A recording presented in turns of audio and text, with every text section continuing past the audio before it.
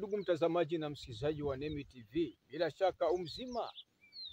Leo tunakutana hapa tena kwa ajili ya kuendeleza mafunzo ya kilimo cha matikiti, na unaye David Joseph ninayekuletea makala mahali hapa. Tuko shambani na tulisema kila hatua tutakuwa tukijuzana, na leo hii tuko kwenye hatua ya 3 ambayo tunakwenda kuweka mbolea ya NPK.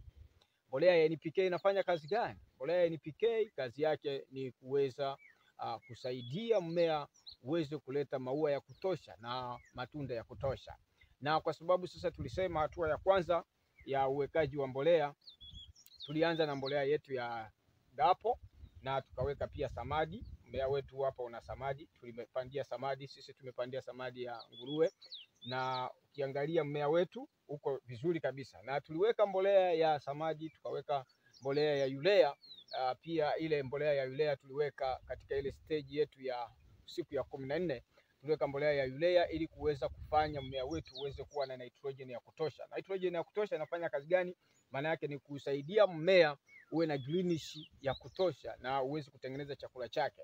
Sasa ukiangalia mmea wetu hapo, unaweza kukuta mmea, unaona mmea jinsi ulivyopendeza. Mmea umependeza kwa sababu ya mbolea hizi ambazo nimekueleza. Lakini ile mbolea ya dapo tulisema inafanya kazi ya kufanya mmea uweze kunenepa, mizizi uweze kuwa na afya na uweze kufyonza nutrients za kutosha. Ukiangalia mmea wetu, yani kwa kweli una afya ya kutosha. Sasa leo tunaenda kuweka mbolea ya NPK. Leo ni siku ya 24, mmea wetu una siku 24, na tulisema mmea unapokuwa na siku 21 mpaka 24 pale unahitaji uweke mbolea ya NPK, kwa sababu tayari mmea unaanza kujiandaa kulala. Ukiangalia tayari mmea wetu umeshaanza kuleta vichwa, na ukiangalia hapa kuchunguza tayari unaanza kutunga mimba. Sasa ili kusaidia uweze kuleta maua ya kutosha, ni lazima tuweke mbolea ya NPK, ambapo mle ndani kuna phosphorus ambapo kazi yake ni kufanya mmea uweze kuchanganya maua. Lakini wakati huo tunakuwa tukipiga booster aina ya Vigimax, ambao kazi yake pia ni kufanya mmea uweze kuleta maua ya kutosha. Nimekuletea makala hii ili tuweze kuendelea kujifunza. Kama ni mara yako ya kwanza kunifuatilia, tafadhali subscribe, like, share, lakini pia comment, lakini gusa alama ya kengele ili uwe unakuwa wa kwanza wa kupata video zetu mara tunapoziposti. Sasa hii ni mbolea ya NPK. Mbolea yetu hii ni ya NPK.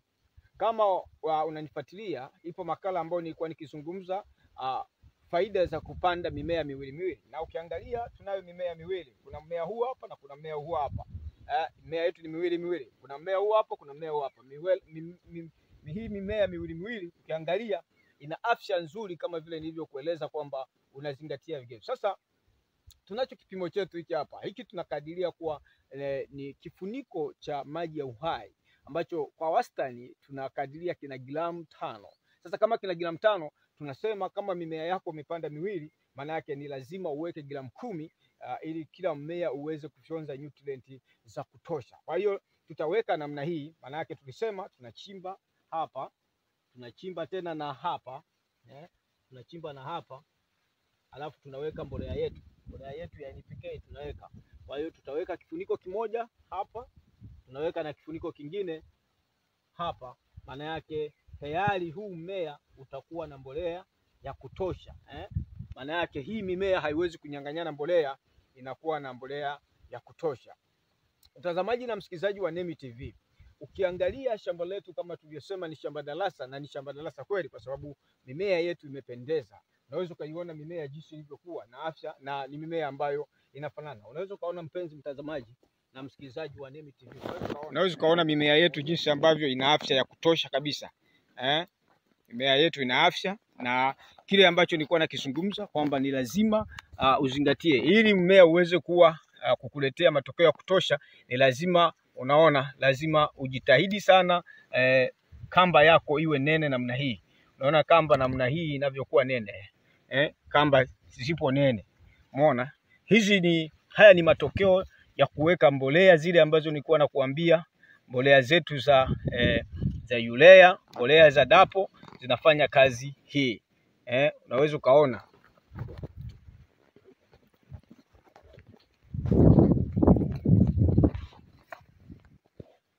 unaweza ukaona, mpenzi mtazamaji na msikilizaji wa Nemi TV, unaweza ukaona kwamba mmea wetu ni mzuri, una greenish nzuri.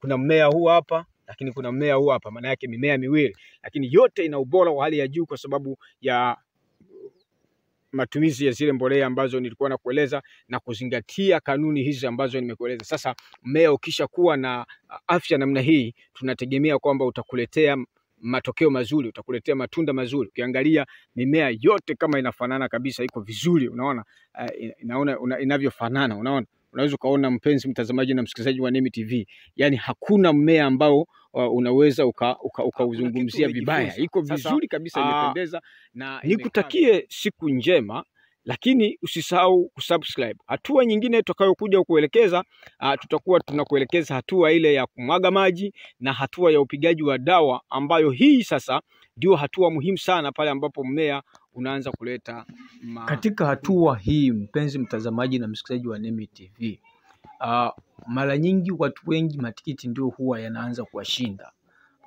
usipozingatia kanuni.